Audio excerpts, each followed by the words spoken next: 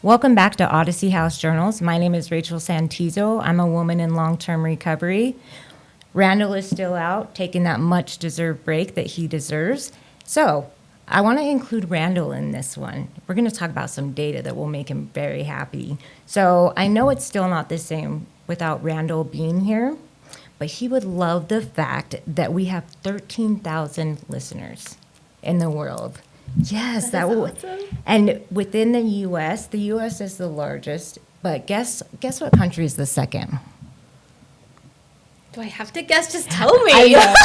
Germany. Oh my goodness. Yeah, Germany with is the most second. listeners. Yes, 73 listeners from Germany. Well, I know. Germany. And then Randall, do not worry. Columbus is also coming in hot in the United States, second with 518 listeners.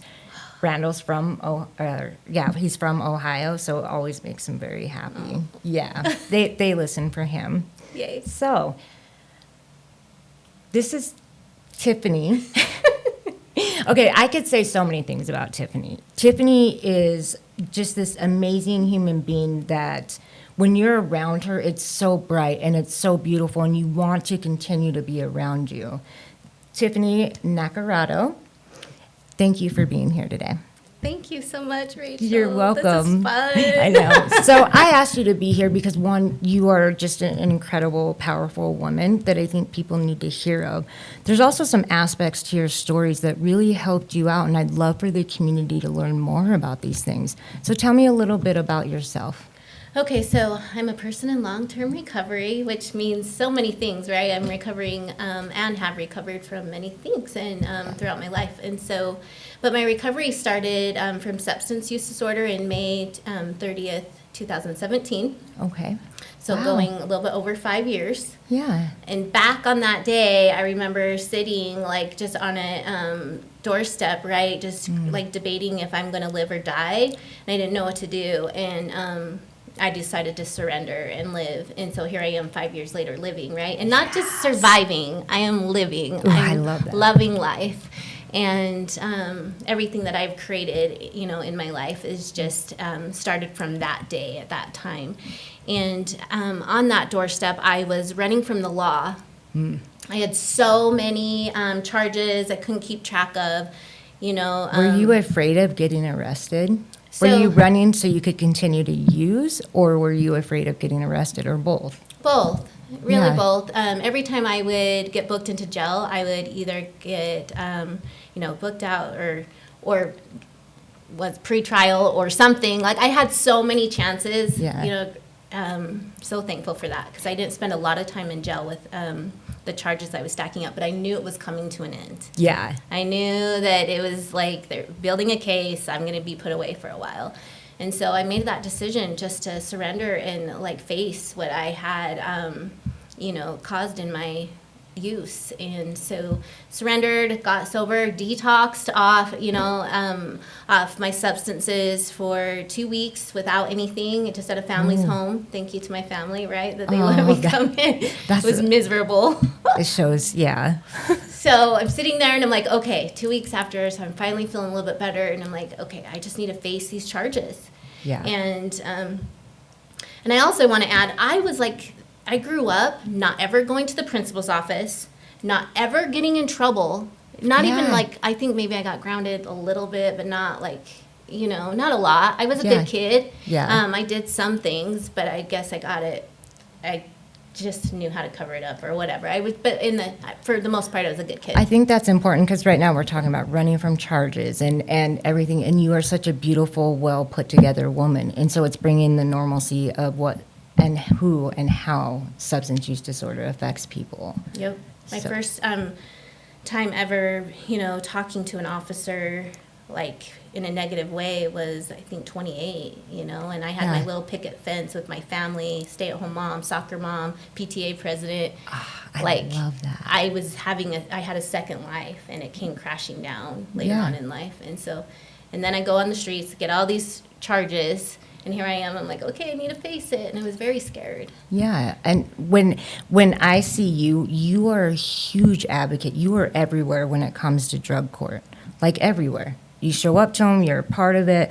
Tell me more about the drug court and what it means to you, what it did for you, and why you're so involved. Yeah, drug court saved my life.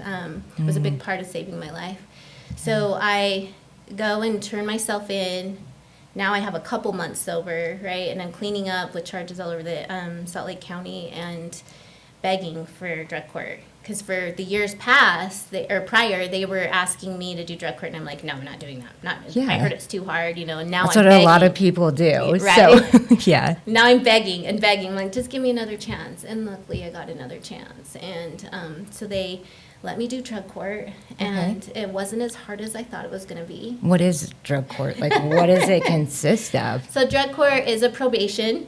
Okay. At the time it was at least a year, and now it's up to 18 months. Oh, cool. Has different phases, 4 phases when I was in drug court, and you get to meet, you have a detective that comes and looks at your house, make sure you're living in a safe spot. That and accountability. Yes, the accountability, and that helped, me so much, because today I use that for my strength, and it helps me further on, in my career and just in my life in general. But yeah, you have a detective, you meet with the judge on a weekly basis, then bi-weekly, then monthly, and you have to call every morning to UA, and it's so annoying. But again, the accountability and it brings part. structure, right? Like this whole adulting at the same time. At a different level, right? Teaching you how to adult as an adult. Right. So, but calling every morning, it was a huge stress, and then trying to figure out how you're going to pay for those tests, which is $18 a day, and when you don't have a job or even shoes on your feet, that's a lot, right? But luckily I had family support. I'm always so thankful for family support or friends, Yeah. And and I did that for a year, and you write papers, talk about your life. Some people go to treatment. I didn't need that option after my assessment. I mean, I felt like I did, but I don't know if I BS'd my way through the assessment, but I didn't do it, okay? Probably, that's what we do. Yes, right? But some people go to treatment in drug court, and I didn't, and just did what I needed to do, took some classes at the Community Justice Center, and learned a lot about myself, and then graduated, and it was awesome. I think as you're speaking about how good your family's been to you, that has definitely bled over in your life, because that's how you are to other people. You're like that mama bear. Yeah. So drug court, what about drug court? So we use the word drug court, right? And you have transitioned into the family recovery court, which used to be called family drug court. Family dependency drug court. Yeah. So first, what got you so involved with the family drug court part of it, and then the name change to family recovery court? Yeah, so I currently work for USERRA, Utah Supports Advocates for Recovery Awareness, a wonderful nonprofit, right? It's the best. I love it. I totally believe in what we do there. And when I was hired on there, I have already been volunteering there, used the services of USERRA, and I got hired on to take part in the family dependency drug court at the time. Yeah. And so I went in and was an advocate for the parents, right? And I'm a huge advocate for the families recover.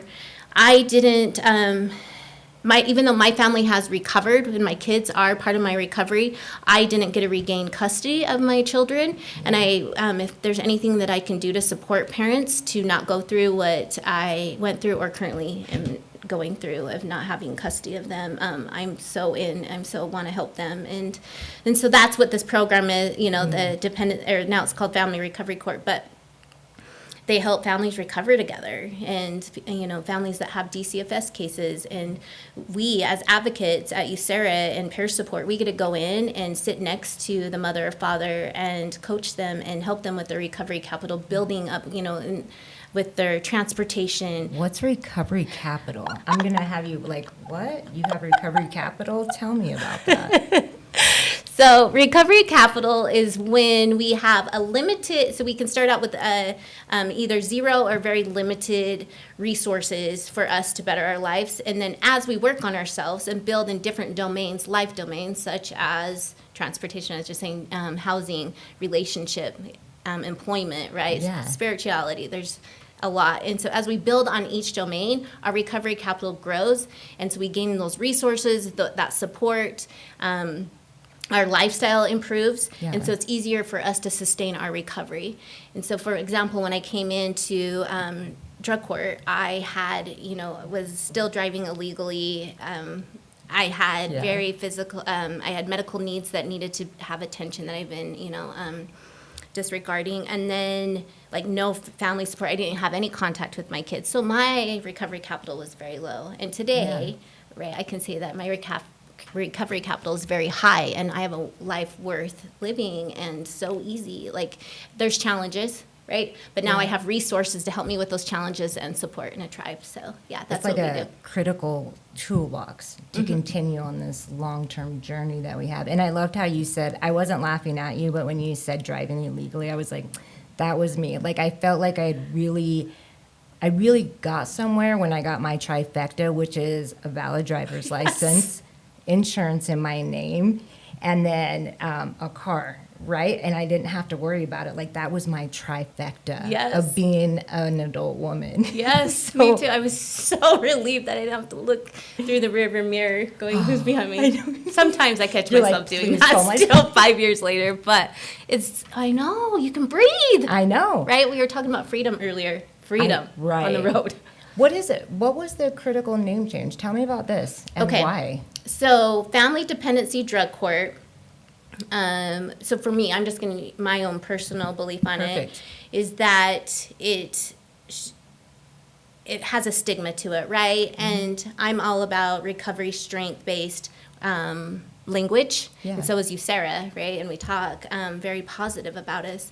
For example, introducing ourselves as a woman in long-term recovery empowers me, right? And when I heard family dependency drug court, it seems like we're stuck in that dependency mode, right? We're being punished. That's another word that I attached to dependency drug, is that punished for a disease that we have, right? And we're trying to clean it up. And so through advocacy and peer support, we are able to have a voice in the change to family recovery court, which, right, families recover together. Even when you say it, I'm like, people can recover? Wait, families together? Like, it switches it like that. Switches. When are we going to change the drug court name then? So, oh gosh, I'm so excited, like, and want that to happen. So you wanted to change to recovery court versus drug court? There's a couple different options. There's been an option on the plate, treatment court, right? That's still a step better, that improves. And so we just have to get, policies and change and see how get everybody on board. But we definitely have a voice at that table, and we'll continue to have a voice at that table to change it to something less stigmatizing for our community. Well, I'm really glad that they have you. You're an incredible woman. Thanks. So throughout our conversations, you're saying a lot about peer support, right? Like, I have peers that support me. What does that mean, though? And also, you're a recovery coach.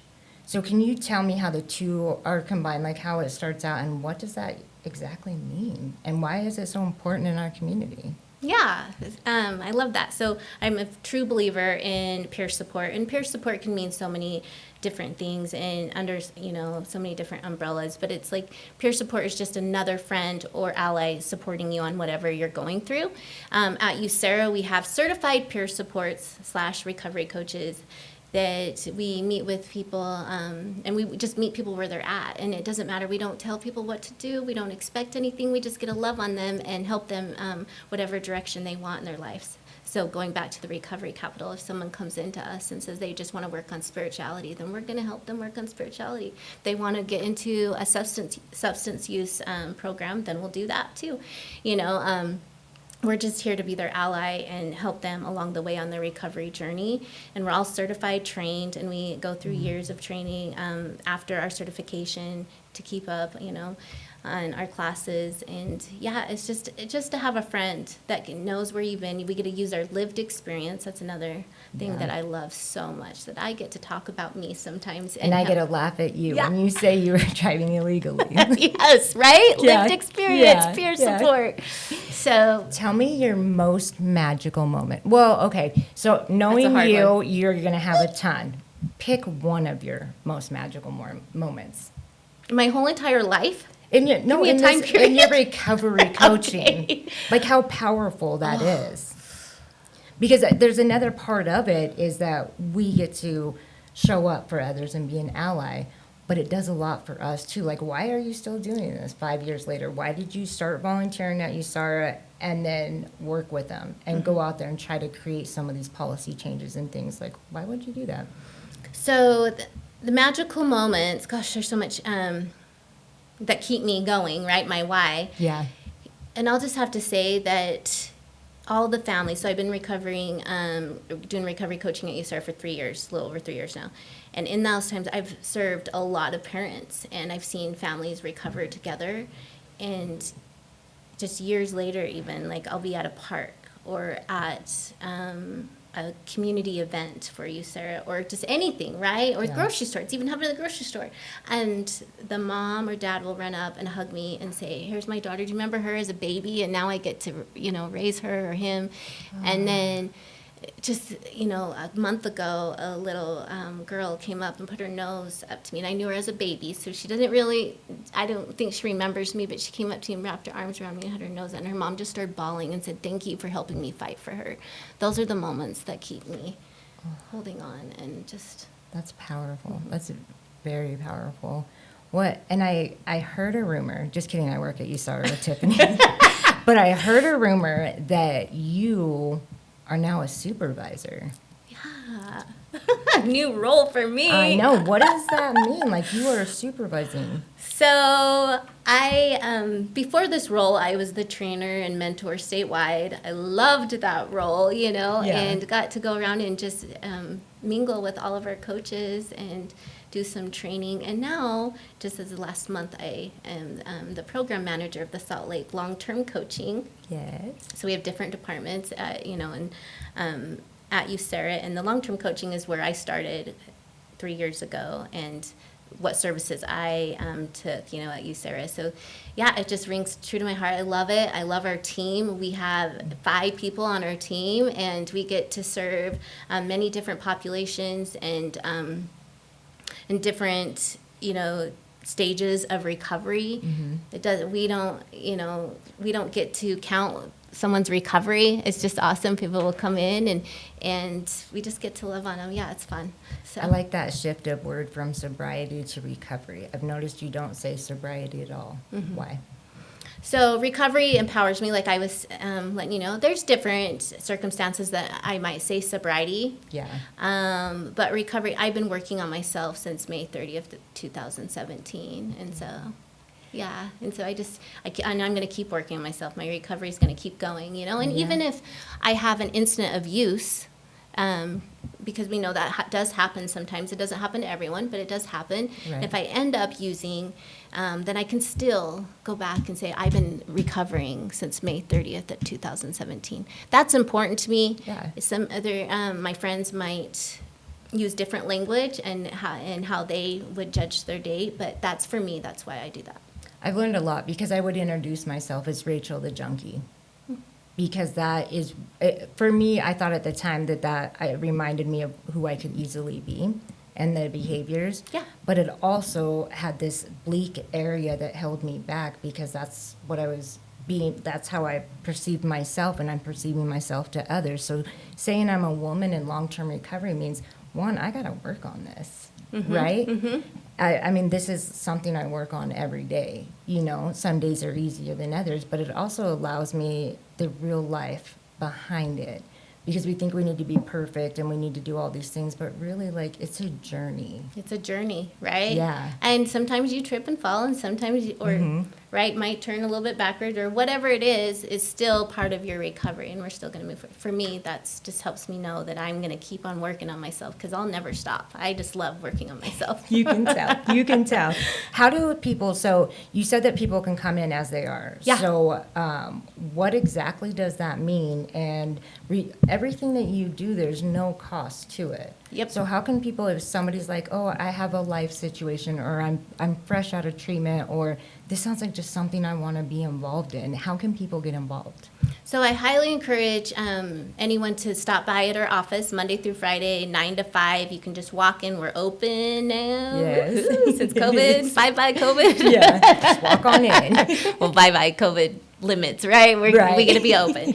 So it's awesome. They can walk in, grab coffee, some water, say hi to us, and just meet all of our coaches. And then they can call our main line and just ask for recovery coaching if they want to know more what we do in each, a session. They can get more description of that, and then, or they can go to our website, and it's myusara.com. We also, what is that? we also will have a booth with many of our coaches at Recovery Day, and that is September 10th at the Gallivan Center. Yes. I'm so excited for Recovery Day. What is the address that people can walk into? Oh, the address. I'm like, the Gallivan Center? No, I don't know that. So our address is 2100 South and 180 East, Suite 100. So just Monday through Friday, you can just walk in anytime. Just walk in. There'll be a smile there waiting for you. And it's free. We don't take insurance, nothing. You can just walk in, and What if you're still getting high? that's okay. It's Really? okay. Yep. We don't expect anything from you. That's awesome. That's like a great non-barrier. It is, You right? know, like if you're just trying, like I think it takes a lot of courage no matter where you're at to just show up in the door. So that's very refreshing. And we're not going to judge. We're not going to, again, tell you what to do. I mean, we might have suggestions, right? Yeah. And but we ask before we give information. We have resources. We're a resource center, so we have resources we can give out. Just come in, and if you just want to talk, that's fine. Or if you want to know more about us, that's good too. What is this Recovery Day? Yeah. You got really excited. I I'm really did. excited for Recovery Day too, but this is Tiffany's podcast. What is Recovery Day? What does that mean? Recovery Day is when the community gets together to celebrate us or loved ones that are in recovery from substance use. And so we have different booths around, different resources, how we are helping to improve this epidemic, and just different ways you can connect or maybe be of service. Treatment centers are there. We have live bands, live music, or live entertainment. There we go. Entertainment. We've got Own It this year. Yes, Own It. We've got FTR Creative Arts. It's going to be an epic day. Why do we have Recovery Day? To remember and to celebrate, and it's that national, like yeah. nationally, September is Recovery Month, and so it's a month that we all get to celebrate the hard work, or even the option, or just anything included with substance use disorder. That it's a community coming together. You don't have to be in recovery from substance use disorder to come, and it's free. Yeah, it's Who free. doesn't like and free? there's kids fun stuff, right? Yeah, the whole family, that whole family thing. Food trucks, everything. Right? And the best part is that we have them in all different counties. So we have Salt Lake. Salt Lake is huge. Ogden, love Ogden, right? We have Price, Moab, St. George, which are other centers that USARA has. There's also Vernal, Tooele, Utah County. Like every county is celebrating. So no matter where you're at, you can go and celebrate yourself and people around you and those that have been walking your allies. Your allies. Yep. Yeah. It's so fun. I love Recovery Day. I know, I'm excited. Yeah. Even love traveling, going to different ones, right? Yeah, exactly. Going in and support, especially those rural areas where they need it the most. So if you could tell anybody, have I left anything out, or is there anything that you would like to say from Tiffany, not necessarily just USARA, which are the best advocate, right, or family or drug court, but from Tiffany, what would you want to say if it's a parent, a female, a friend? What would be like something you would want to tell them? I would honestly say just love yourself through every stage, right? Forgive yourself. And to the public, I would say that us with substance use disorder deserve more than one chance. And I'm so lucky that I have been given many chances, and that we do recover, and I needed a couple more than one chance Right, to it's recover. true. And I'm recovering proud and loud, and I deserve to be in this seat here today, and so does other people that have substance use. Well said. So thank you, Tiffany. Like, I adore you, and I appreciate all the hard work and how you show up, and you do speak loud, and we need more people like you. Thank you. You can catch us live on iTunes, Spotify, iHeartRadio, and Amazon Music. And it's not live, I'm sorry. You can catch the podcast on all 4 outlets. You can even go to Facebook to catch it. Thank you, Tiffany. Thanks. And Randall, we love you. Yes, we love you.